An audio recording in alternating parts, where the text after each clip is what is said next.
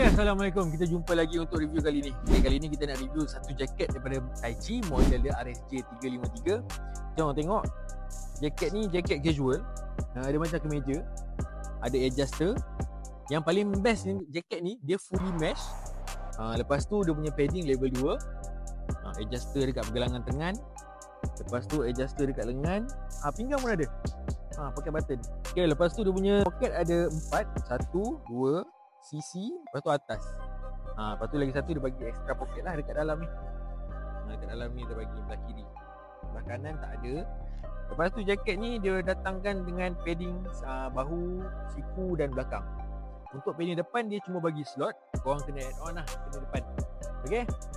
Nak tahu lebih lanjut pasal jaket ni, korang boleh tekan back kuning ataupun kita tunggu next review.